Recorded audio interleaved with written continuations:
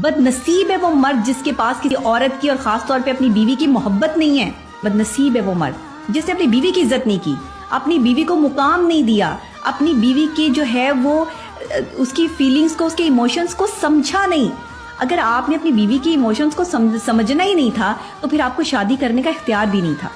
शादी सिर्फ वो लोग किया करें कि जो वाकई ही दूसरी खातून को अपने घर में ला के, एक लड़की को ला के उसको इज्जत देने का हौसला रख सकें।